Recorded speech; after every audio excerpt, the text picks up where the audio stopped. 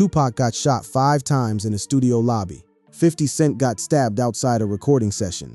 Cardi B threw her shoe at Nicki Minaj at a fashion party. The Game recorded himself beating up 40 Glock on his iPhone. Gucci Mane killed one of Jeezy's associates in self-defense. Rick Ross and Jeezy brawled backstage at the BET Awards. These are not storylines from a movie. These are real moments that happened when rappers came face to face with the people they had problems with. The world of hip-hop, and rappers in particular, is unique, especially when arguments and confrontations, otherwise known as beefs, erupt between opposing rappers on the hip-hop scene. These disagreements are born from a variety of causes: failed business relationships, geographical alliances, romantic entanglements, jealousy, betrayal, loyalty, and honor. But what happens when all that internet talk, all those subliminal bars, and all those diss tracks collide with reality? When rappers actually run into their ops? Let's start with the confrontation that changed hip-hop forever. On November 30th, 1994, a recording session in Manhattan turned into one of the most consequential moments in rap history. At Quad Studios, on the night of November 30, 1994, Tupac was approached by 3 men who demanded money from him, and refusing to give it up, the beloved artist was shot, twice in the head, twice in the groin, and once in the hand. What made this incident explosive was not simply the violence. It was who was upstairs in the studio while the bullets were flying. Tupac left for a publicity stop in Harlem, then went on to Times Square's Quad recording studio to record a track with Uptown Records' Little Sean. Facing a maximum 25-year sentence on sexual assault charges, Tupac knew it might be his last recording session for some time. There was money on the table, a $7,000 feature payment from a record executive named James "Jimmy" Henchman Rosemond. Tupac needed it.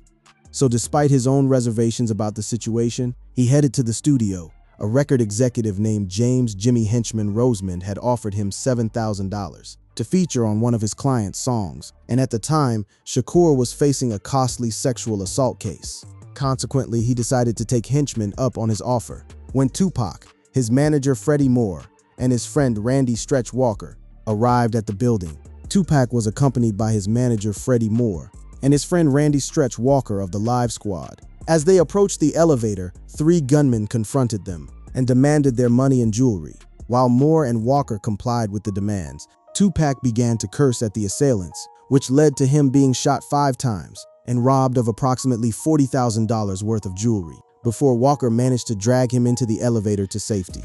Now here is where the entire trajectory of hip-hop shifted. Tupac was dragged into the elevator and taken upstairs to the 8th floor studio to administer first aid. This floor is where there were several well-known individuals, including Bad Boy Records' Biggie Smalls and Sean Puffy Combs. Tupac would later describe the scene of when he came out of the elevator as very strange. He said that nobody even got up to help him, but only stared at him as if they were surprised he was alive. That moment, lying there, bleeding on a couch, with people he considered friends unwilling to even meet his eyes, planted a seed of suspicion in Tupac's mind that would grow into a full-blown war. Because of this, Tupac believed Biggie and Puffy knew about the arranged shooting and either didn't let him know or set it up themselves. Shakur openly accused Biggie, his label Bad Boy Records, and Sean Puffy Combs of having prior knowledge of the shooting, an accusation they vehemently denied. But the damage was done. The friendship, once rooted in a genuine brotherhood between 2 of the most talented rappers to ever touch a microphone, was obliterated in a single night. Biggie and Tupac had once been close friends, their bond rooted in their shared passion for hip-hop. Both artists hailed from backgrounds rife with struggle and hardship, which they funneled into their music, earning acclaim from fans and critics alike. However, after the Quad Studios incident, their friendship quickly soured. Then came the records. Biggie released Who Shot Ya? Although he claimed it was not about Tupac, it was perceived as a direct taunt regarding the Quad Studios shooting, fueling the fire even more. Tupac responded with the scorching Hit 'Em Up, one of the most vicious diss tracks ever recorded, targeting Biggie, Bad Boy, and everyone associated with them. The personal nature of it, Tupac claiming to have slept with Biggie's wife, pushed the feud past the point of no return. That very incident sparked a major feud between Pac and Notorious B.I.G., and the single shooting is deemed the root that grew into the East Coast versus West Coast beef. What had started as two friends on opposite coasts turned into a territorial war that consumed an entire culture. Artists were forced to pick sides. Concerts became danger zones. Radio stations played into the rivalry. And the music, while reaching unprecedented heights of raw emotional intensity, was soundtracking something that could no longer be contained. It amplified the perceived danger and hostility within the rap world, ultimately leading to both artists meeting tragic ends. Tupac was gunned down in 1996, and Biggie met a similar fate in 1997. Two of the greatest rappers who ever lived, gone within 6 months of each other. Both in their 20s, both murdered. It made Biggie and Tupac both bigger stars. It made death row a force in hip-hop for the next 5 or 6 years, said journalist Anderson. It made Bad Boy a force in hip-hop for the next 5 or 6 years, and everybody that was influenced by that era also learned something from that. They learned that a beef between artists can really get out of hand. The Quad Studios shooting was the moment that taught hip-hop that when rappers meet their Opps, the fallout can be irreversible. But Tupac and Biggie were far from the last to learn that lesson. If the Tupac and Biggie feud was hip-hop's great tragedy, the beef between 50 Cent and Ja Rule was hip-hop's longest and most ruthless war of attrition. It didn't end in death, but it ended an entire record label and buried a career that was at one point one of the biggest in music. In the history of hip-hop, most feuds are lyrical sparring matches that end in a collaboration years later. The war between 50 Cent and Ja Rule is different. It wasn't just about rhymes. It was about fists. It was about knives. It was about power. They have been trading diss tracks since 50 Cent's 1999 song, Life's on the Line, which was eventually included on his debut album, Get Rich or Die Tryin'. But the origin story of the beef stretches back even further and bleeds into street politics. The feud started after one of 50 Cent's associates allegedly stole Ja Rule's chain, sparking a long-standing rivalry between the two artists. Then came the first face-to-face meeting. In an MTV special, Ja Rule was interviewed by Louis Farrakhan about his beef with 50 Cent. In the interview, Ja recalled the first time he had a brawl with 50 in Atlanta. According to Ja, he confronted 50 and started to go into detail about how he felt about him. I let him know I wasn't feeling it. His whole style, said Ja. So he punched me, he snuffed me, and boom, I caught him back. Then the fight broke out. Ja claimed the incident led to their beef becoming official. Once that ensued, that's when the real beef started. Because now it's a physical thing, and it was about to get worse, much worse. After popping off with Ja Rule in Atlanta, the beef between 50 and Ja was on. Things got uglier when 50 was approached by Murder Inc.'s Black Child and a crew outside of the Hit Factory studio in NYC. When 50 was beaten and stabbed by Black Child, let that sink in. A rapper, who at the time was still building his name, was ambushed outside a recording studio and stabbed. Ja Rule allegedly hit 50 with a crutch. Black Child pulled a knife and stabbed 50 Cent in the back. 50 Cent drove himself to the hospital with a stab wound, receiving 3 stitches. For many artists, that would have been the end of the story, either through fear, injury, or the desire to avoid further danger. But 50 Cent was not most artists. The stabbing only sharpened his resolve. He turned the entire experience into ammunition. Every track, every interview, every public appearance became an opportunity to chip away at Ja Rule's credibility. And Murder Inc.'s foundation, 50 dropped Wanksta, mocking Ja's label Murder Inc. He then dragged others into the beef on I Smell Pissy and Back Down, calling them out for their lack of street cred. The campaign was relentless. 50 didn't just want to out-rap Ja Rule. He wanted to dismantle everything around him. The rapper Ja Rule fell off considerably when he beefed with rapper 50 Cent, Eminem, and the whole shady Aftermath record label in the early 2000s. Ja Rule not only failed to win the beef in the eyes of the public, but also has yet to make a significant comeback. Many people within the music industry consider the Ja Rule beef with 50 Cent and Eminem as a testament to when it is smart to just let a beef end before it ruins someone's career. And to add insult to injury, 50 Cent's pettiness knew no bounds. The beef has gotten so petty that 50 Cent once bought 200 front row tickets to a Ja Rule show just so the venue would look empty. That kind of psychological warfare is what made the 50 Cent versus Ja Rule feud legendary. It wasn't just about bars or punches, it was about total annihilation. When 50 met his op, he didn't just fight him, he erased him from the conversation. If 50 Cent and Ja Rule's feud showed what happens when one rapper methodically destroys another's career, the Gucci Mane versus Jeezy conflict demonstrated something far darker. What happens when a rap beef crosses the line into actual bloodshed? This began as a dispute over money made from their 2005 collaboration. Icy, that song, a regional smash in Atlanta, became the epicenter of a disagreement about who deserved what. The money, the credit, the recognition. Two rappers who had worked together on a hit single were now at each other's throats over the spoils. Beginning with their collaboration on Icy in 2005, the beef escalated into diss tracks, real-life altercations, and even tragic events. But tragic events is an understatement. The beef got even more heated when four men broke into a house where Gucci was, and he killed one of the assailants in self-defense. Pookie Lock, who was an associate of Jeezy. That is a sentence that exists in the history of hip-hop. A rapper was attacked in his own home, defended himself with lethal force, and the person who died was connected to his rival. Jeezy's response was to offer to cremate that motherfucker on Stay Strapped. In 2005, Pookie Lock, a Jeezy associate, was murdered. Gucci was blamed, then acquitted, having acted in self-defense. The diss tracks kept coming. The threats intensified. After years of volleys and a splinter beef involving DJ Drama, the two MCs settled up, supposedly recording a couple of songs together. But Gucci went rogue and recorded a song called Worst Enemy. By 2010, their respective camps were fighting at Walter's Clothing in Atlanta. Gucci Mane and Jeezy's beef began over a disputed song and led to the death of one of Jeezy's friends. The violent feud lasted for over a decade and seemed to come to an end in the most surprising fashion. During a Versus battle, the 2020 Versus event between Gucci and Jeezy was one of the most watched moments in the platform's history. Millions tuned in, knowing full well the history behind these two men sharing a stage. The tension in the room was palpable through the screen.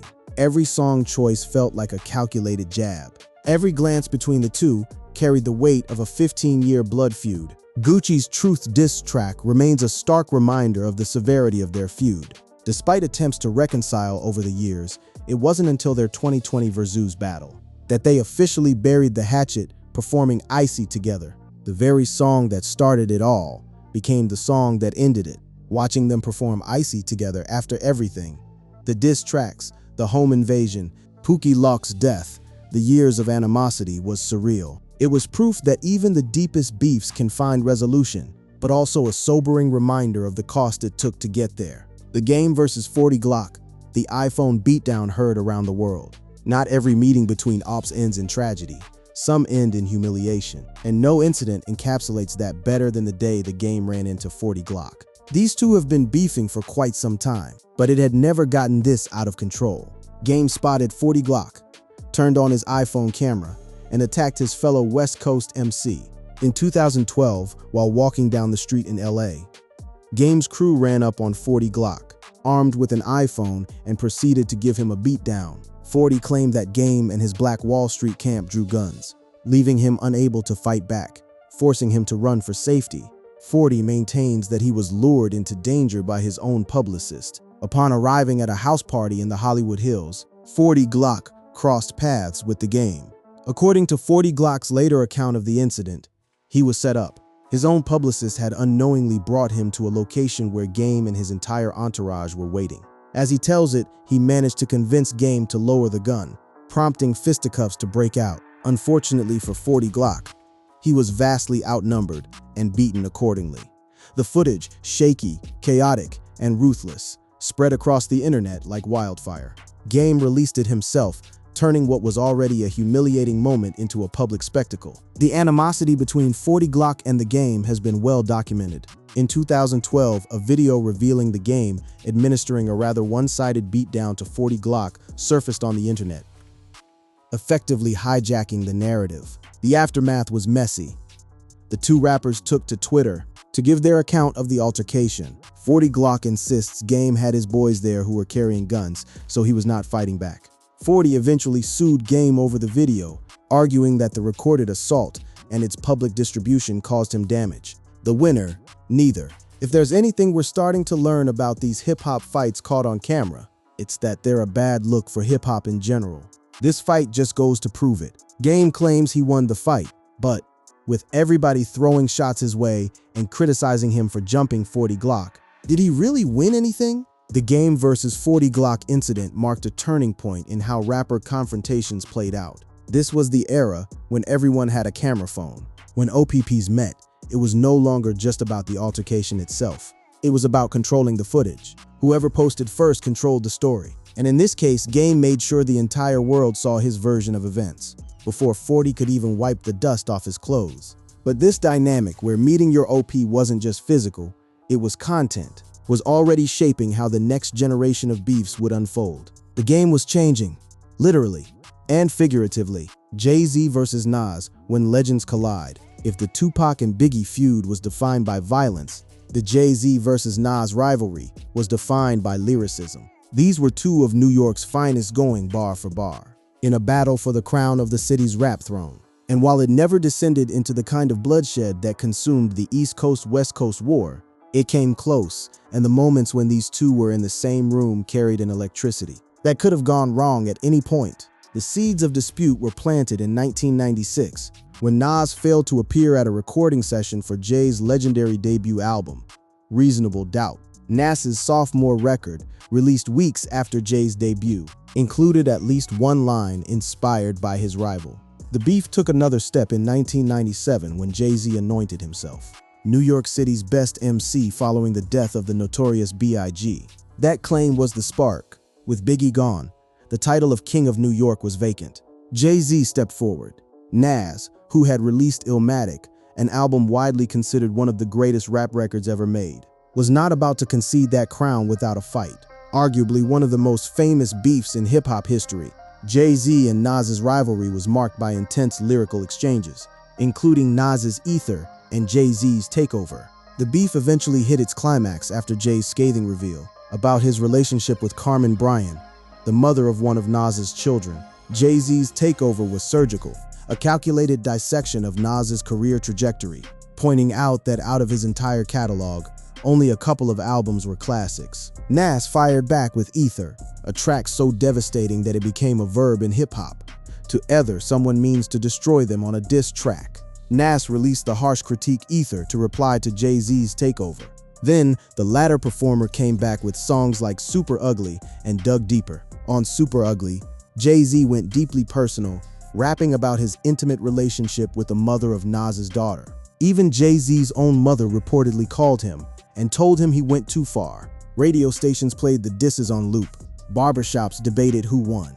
The entire city of New York and the entire culture of hip-hop was split. Other MCs like Memphis Bleak got involved, further complicating things. Affiliates on both sides took shots. The beef expanded beyond just two men. It became an ecosystem of tension, with associates, DJs, and media personalities all weighing in, and often adding fuel. But here's the thing about the Jay-Z and Nas beef that separates it from so many others on this list. It ended. And not just quietly faded away. It ended with intention and purpose. The two rappers ended their feud and made peace during a memorable performance together. At Jay-Z's I Declare War concert, this reconciliation led to future collaborations and showcased both mutual respect and the power of rap unity. In 2005, Jay-Z, who was then president of Def Jam Records, brought Nas out at his I Declare War concert. The crowd erupted. Two men who had spent years trying to destroy each other's legacies stood side by side on the same stage. Jay-Z eventually signed Nas to Def Jam. They collaborated.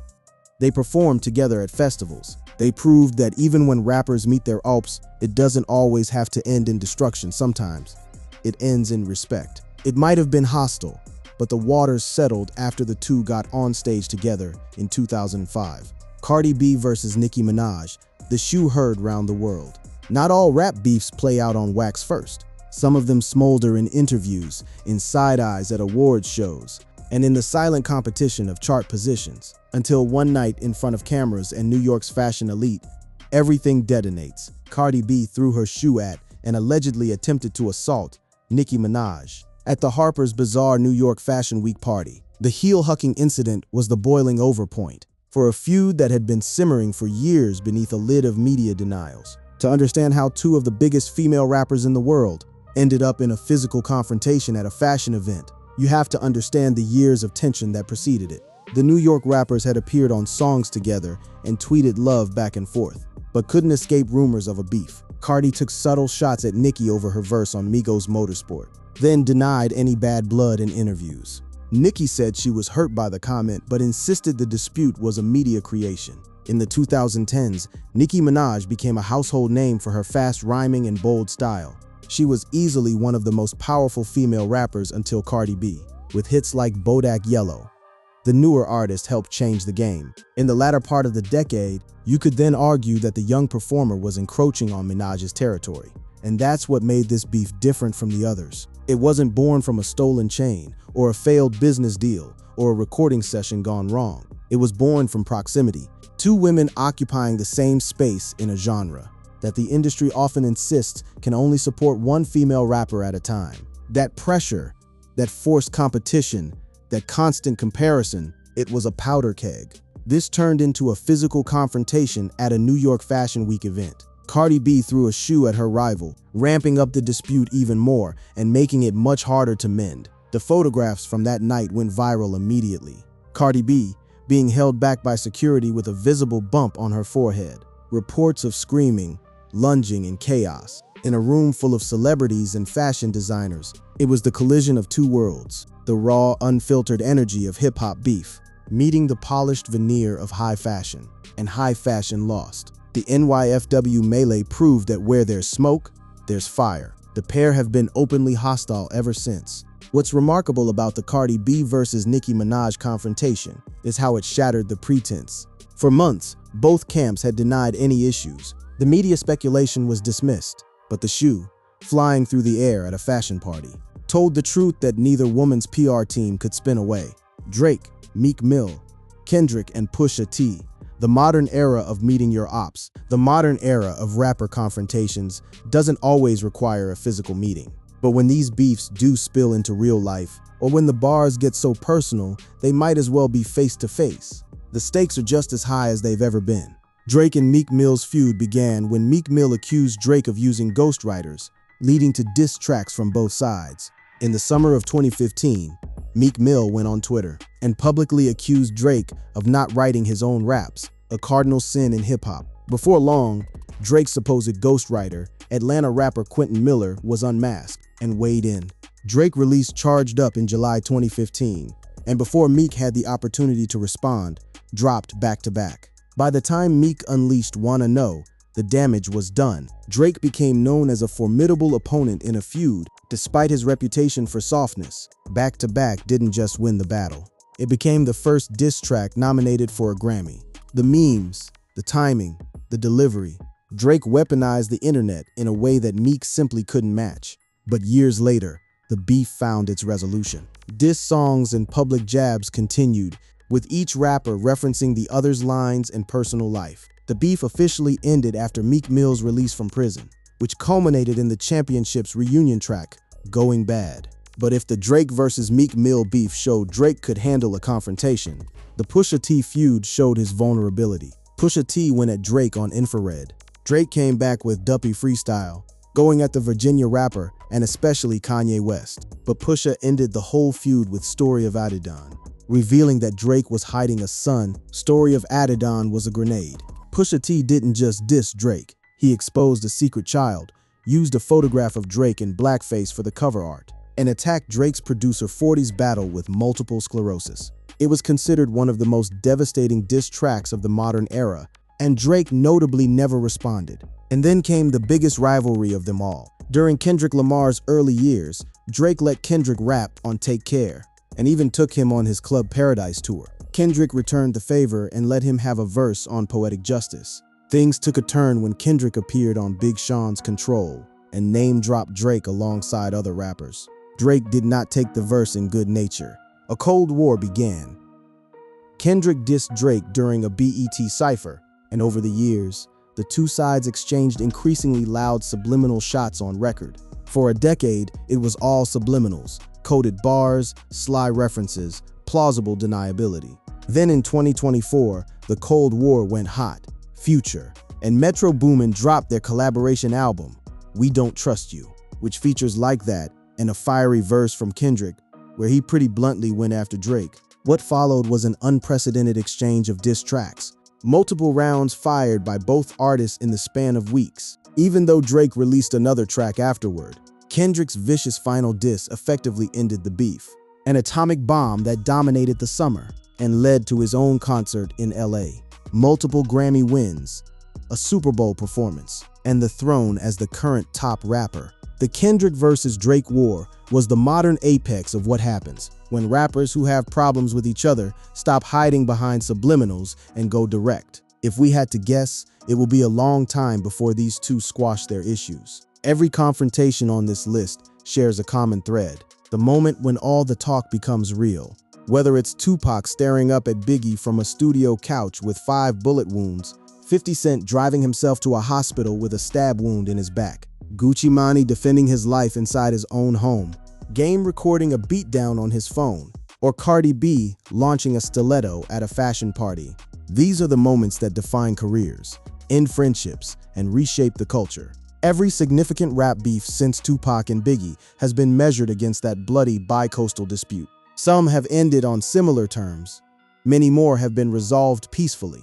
Comparing every fight between rappers to the beef between Pac and Big does a disservice to the genre and the artists that shape it. Rap is not inherently violent, and rappers' disagreements are born from a variety of causes: failed business relationships, geographical alliances, romantic entanglements, jealousy, betrayal, loyalty, honor. Some feuds are petty, some are deeply personal, some end in hope, others haven't ended.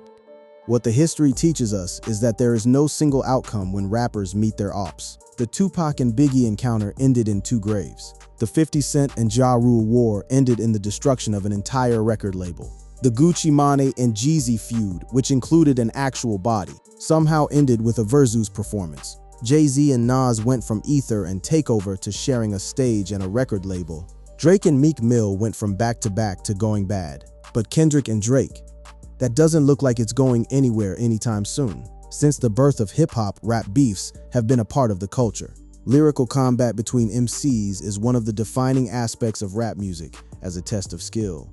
In the embryonic stages of MCing, the battles took place in ciphers, clubs, and later on records where they would take on lives of their own. Whether in music or today on social media platforms, these beefs can change the perception of an artist by the audience overnight. The truth is, meeting your op in rap is a coin flip. It can make you a legend. Ask 50 Cent, whose entire empire was built on the back of his ability to dismantle his enemies. It can destroy you. Ask Ja Rule, who went from platinum albums to punchlines. It can kill you. Ask Tupac and Biggie. Or it can humble you. Ask anyone who's ever been caught on camera running away from a fight they talked about winning for years. Beefs between opposing rappers can have a myriad of public relations outcomes. No matter which rapper is considered the winner in a beef, the public relations fallout depends on a lot of factors.